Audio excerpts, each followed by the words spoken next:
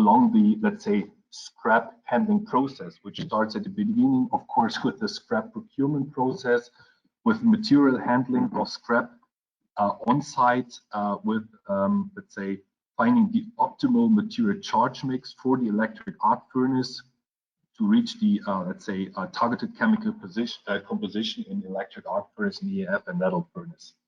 And when we talk about the challenges along this process, we see three major challenges, which is at the beginning, of course, the material procurement. To today's business, we have highly manual quality inspections still ongoing. We have a huge variety in scrap quality, even, let's say, defined scrap quality. When you purchase a specific scrap quality may not be delivered with the required composition. Also, you have a huge lack in traceability and documentation of delivered goods, meaning of delivered scrap. That's, let's say, the first challenge. The second one is, of course, material management. What is the current scrap inventory of different scrap sizes? This is always inaccurate. How can we navigate and directing the scrap is highly manual still today. There are a lot of options to optimize it, to automize it in the future. And of course, also the material deployment, which means, okay, firefighting of procurement, getting the right scrap at the right time, at the right quality at the EAF, versus to achieve the best quality for the melt. And this is, of course, that we are lagging a high, or that we're lagging transparency for quality and for the optimizing the charge mix in the end.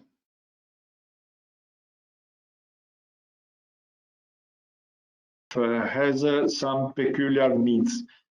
First of all, the EAF, the energy density in an EAF is huge. So you need the slag in an EAF to be chemically compatible with the bricks of the lining. If the slag is too acidic, it eats off very quickly the bricks. But also, since most ore contain phosphorus, there is the need to remove the phosphorus. This leads to the need to have a basicity index, meaning a ratio in between lime and silica in the slag of at least 1.5 at the end of the process to achieve a proper dephosphorization. This is the reason why the EAFs need a peculiar, a special quality of DR pellets with an iron content in excess of 65%, and possibly with a basic gangue, not acidic. If one would try to charge BF grade pellets with 62% iron and silica mostly, and aluminum in the slag, for the reasons that I just explained, so slag chemistry, and one would need to load also massive quantities of lime that in turn generate a loss of energy, a loss of the energy needed to melt the excess lime.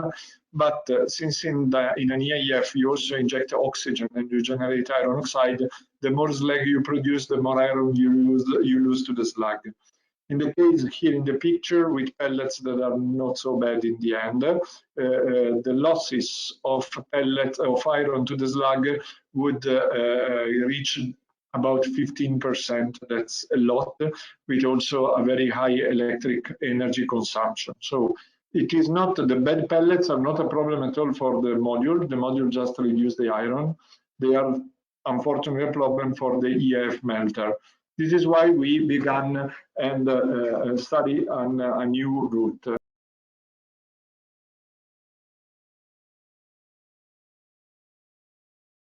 To what's happening in one of the biggest stakeholders for the steel industry, and this is of course the automotive industry with the supply chain. So what we see here is that especially, but not only, the automotive industry is aiming and pushing forward to a CO2-free supply chain. And of course, if we just take a simple example of the electric cars that are being produced and will be produced even more in future, we see that there are very basic two elements that are of course needed. This is on the one hand steel and of course batteries. We as Smart Steel Technologies of course focus on the steel production. And examples that actually underline this push towards a CO2-free supply chain for the automotive industry. I brought you two examples. Mercedes-Benz invested in the fossil-free startup H2 Green Steel. And of course, BMW took quite some money in her hands and invested into the startup Boston Metal. So we see that there is quite a big push from one of the biggest stakeholders, just taking the automotive industry as an example.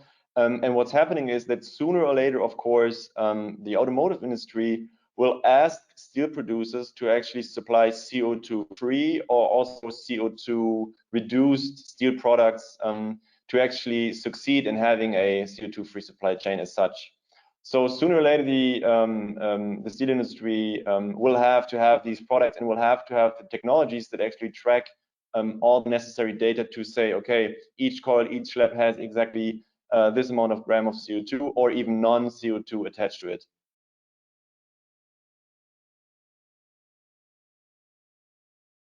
What I mean is, I guess that most OEMs are actually developing a whole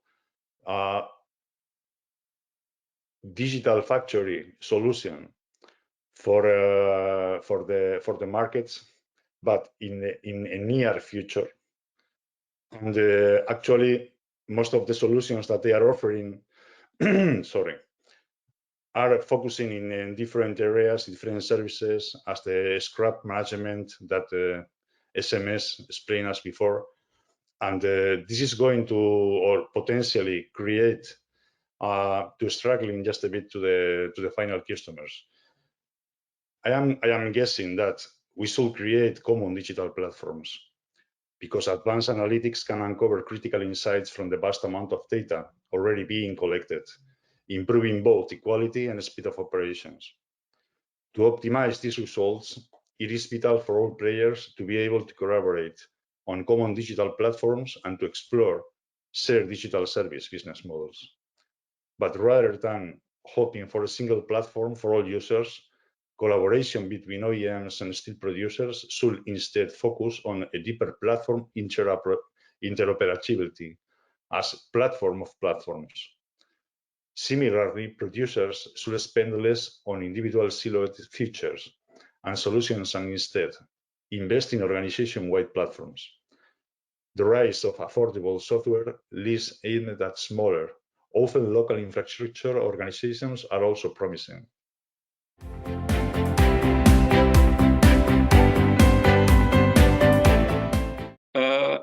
I think there's a couple of approaches. We know the figures. We don't have to repeat the general figures in the global market today. We know that electric steel making using scrap has the lowest CO2 footprint. So naturally, everybody tries to have the highest scrap amount in the furnace. But on the other hand, we have steel qualities which we have to achieve. We have high quality products like in integrated plants, from deep drawing qualities for the automotive industry. So everything will be always a mix in terms of scrap and virgin materials which we have to charge.